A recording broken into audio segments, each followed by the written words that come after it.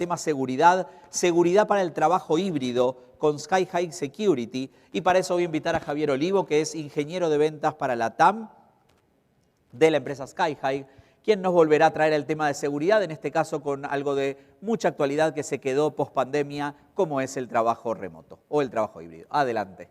Bienvenido. Muchas gracias. Un buen día, buena tarde para todos. ¿Ya estamos? Perfecto.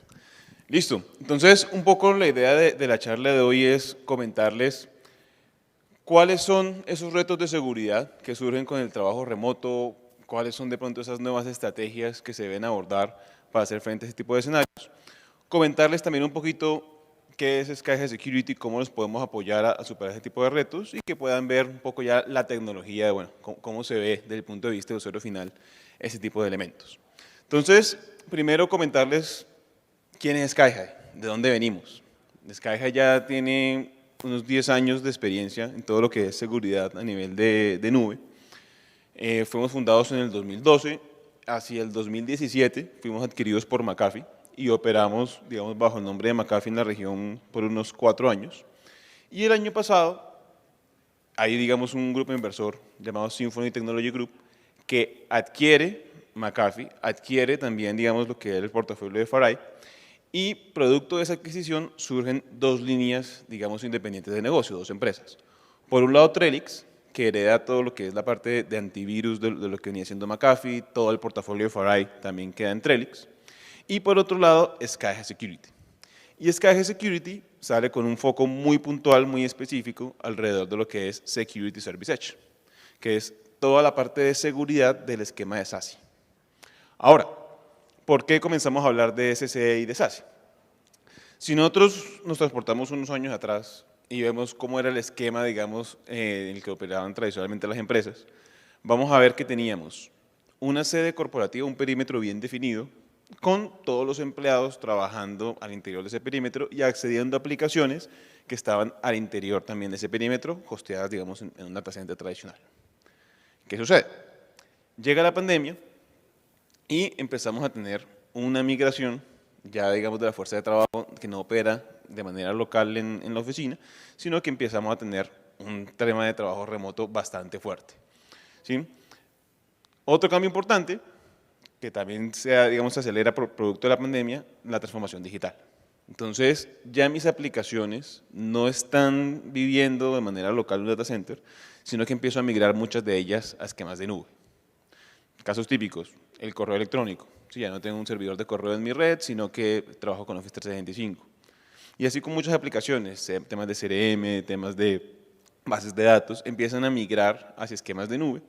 Y lo que va a suceder es que ya esa oficina, ese perímetro, deja de ser el escenario principal. Si se dan cuenta, la mayoría de las interacciones las tenemos desde usuarios que están trabajando de manera remota hacia aplicaciones que no están directamente en mi red.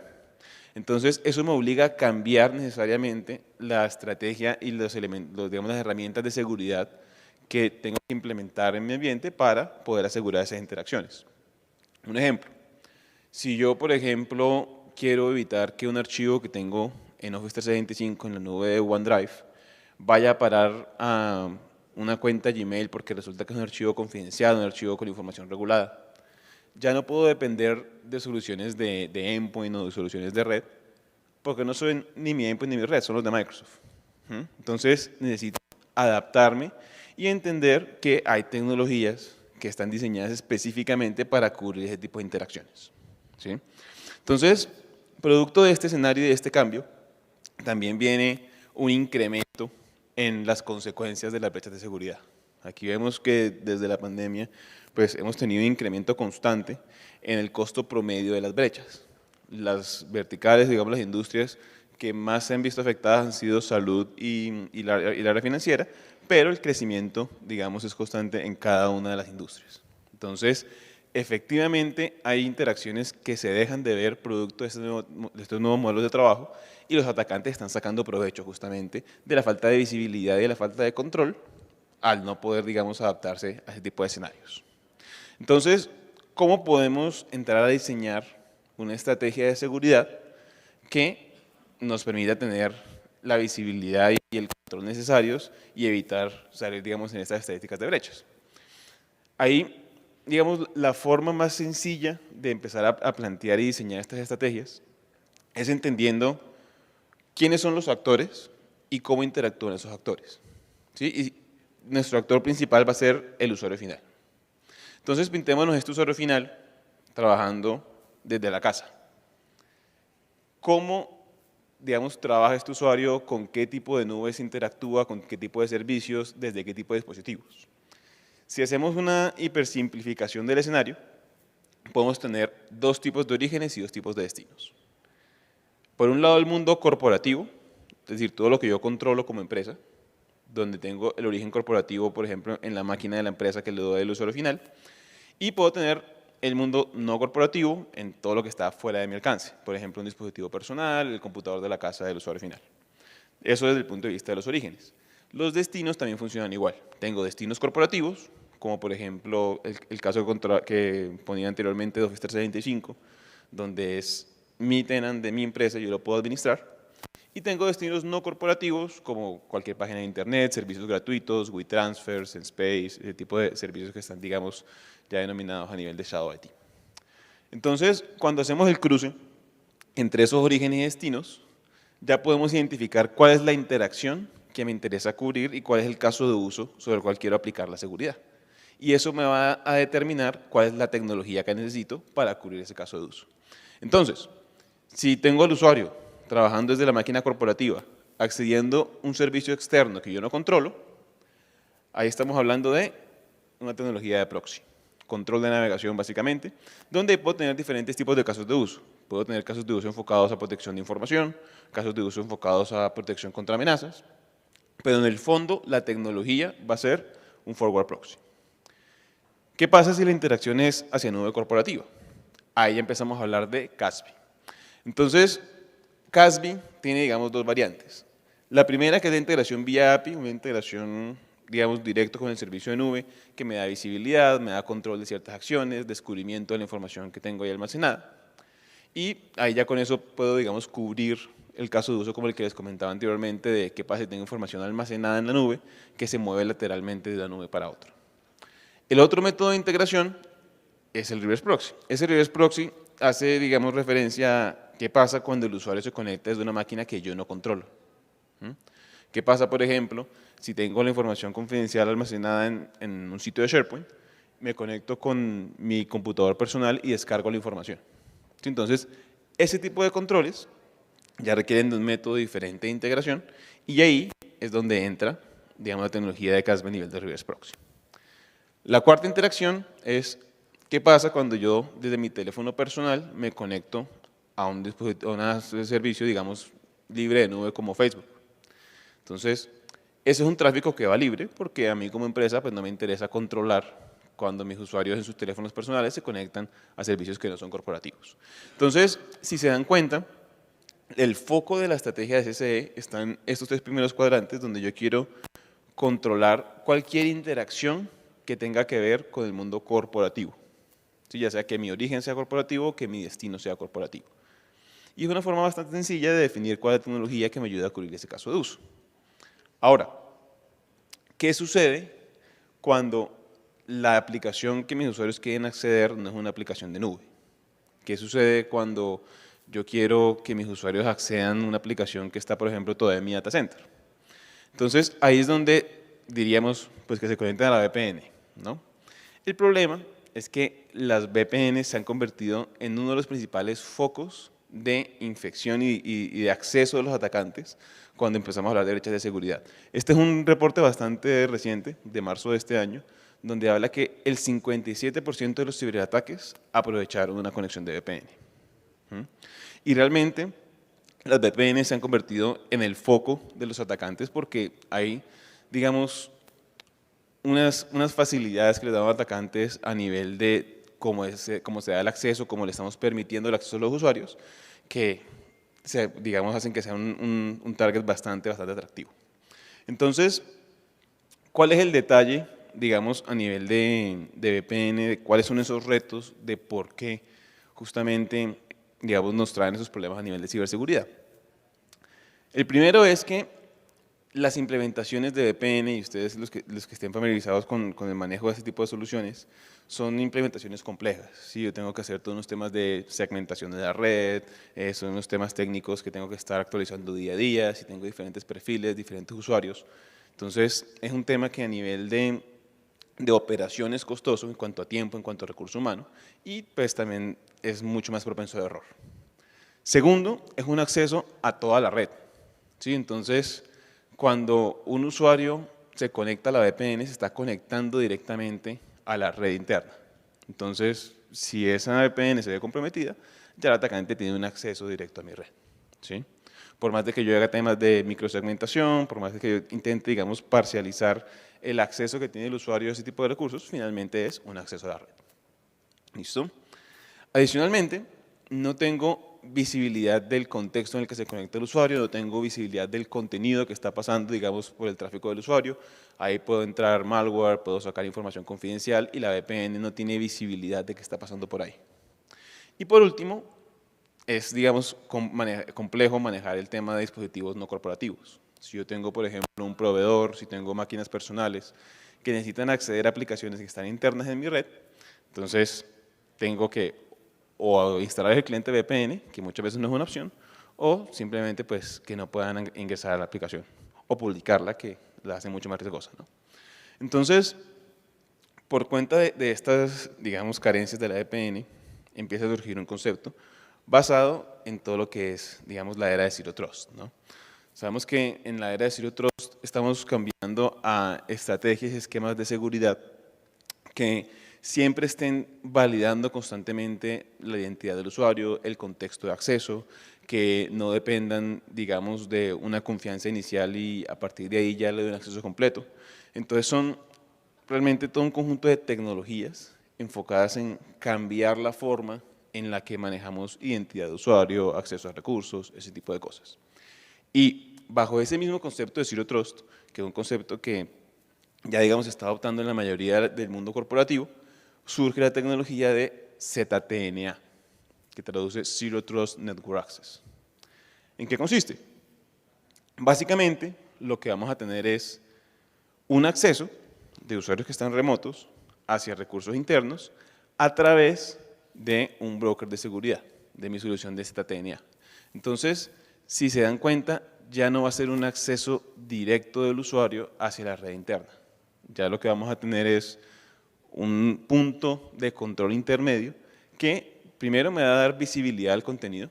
Entonces, ahí ya podemos aplicar, por ejemplo, políticas de anti-malware, políticas de fuga de información, podemos aplicar la tecnología de Remote Browser Isolation, que ahorita la vamos a ver. Y adicionalmente, tengo un acceso puntual por aplicación. Esta tecnología funciona de tal manera que el usuario final nunca tiene un acceso real a mi red. ¿Eso qué significa? Que si el usuario se ve comprometido, si un atacante logra, digamos, comprometer la máquina de mi usuario final, nunca va a poder ver la red interna, nunca va a poder ver qué hay, digamos, a nivel de esos accesos, porque siempre, digamos, lo único que se expone es la infraestructura de SkyHigh. En este caso, el proveedor de ZTNA. ¿Listo?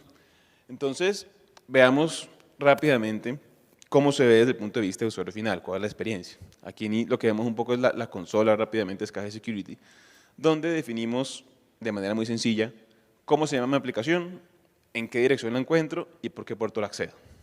Eso es, digamos, lo único que necesito definir a nivel de configuración.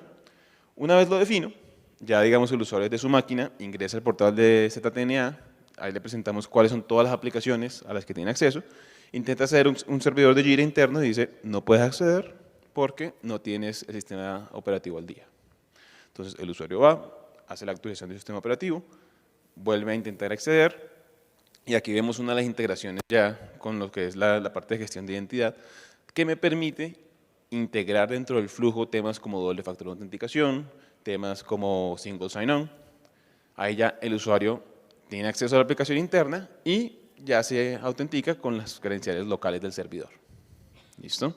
Entonces, esta es la parte del acceso, que hasta ahí es lo mismo que me da una VPN. ¿Qué pasa ahora cuando yo ya tengo acceso a la aplicación? Ahí es donde empieza el concepto de Zero Trust. Ahí lo que vamos digamos, a querer ver es ¿Cómo es la interacción del usuario con la aplicación? Entonces, en este caso vemos que el usuario igual puede interactuar sin problemas, como si estuviera al interior de la red. Ahí no se compromete para nada la experiencia de usuario final. Pero yo quiero tener controles adicionales. Por ejemplo, en este servidor de Jira tengo información que es regulada, que no debería salir de ese servidor interno.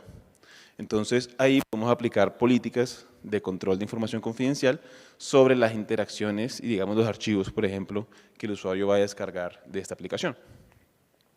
Y podemos llevarlo incluso más allá. Aquí lo que vemos es la tecnología de Remote Browser Isolation, que me da mucha más granularidad en la forma en la que acceden los usuarios a mis aplicaciones. Aquí le puedo decir, puedes acceder a la aplicación, pero yo te doy un acceso 100% de solo lectura. ¿Eso qué implica? Puedes entrar, trabajar, si necesitas, por ejemplo, hacer un post a nivel dentro del flujo de Jira, lo puedes hacer. No se compromete como tal la usabilidad de la aplicación, pero tengo mucho más control de qué es lo que está llegando a la máquina del usuario final. Si se dan cuenta, yo puedo tener aquí cargado en el servidor un archivo sumamente confidencial. Si voy a hacer la descarga, nuevamente tengo el control de descargas, pero puedo hacer controles que van más allá de simplemente controlar el tráfico de archivos. ¿Qué pasa, por ejemplo, si dentro de ese documento el usuario simplemente selecciona todo el texto y le da un copy-paste? Entonces, ahí ya tenemos controles también a nivel de clipboard para evitar justamente ese tipo de acciones. ¿Por qué? Porque la tecnología de Browser Isolation lo que está haciendo es tomar mi aplicación original y presentarle al usuario final un mapa de píxeles. Entonces el usuario lo único que está viendo en su navegador realmente son archivos de imagen que reconstruyen esa aplicación original. El usuario nunca tiene el contenido de la aplicación en su máquina. Entonces eso me ayuda a generar políticas mucho más flexibles. Por ejemplo, mira, no pasaste el check de postura de tu máquina. Entonces, en ese escenario, con la VPN, tendría que decirle, pues no puedes entrar porque no tienes la máquina al día. Con Zero Trust y puntualmente con la parte de Browser Isolation, yo puedo decirle, ingresas a mi aplicación, pero a través de un esquema de Browser Isolation que te da la funcionalidad de la aplicación, no comprometo productividad, pero sé que si tu máquina, por ejemplo, no está al día con el antivirus, llegas a estar infectada, nada de esa infección se va a traducir en mi aplicación.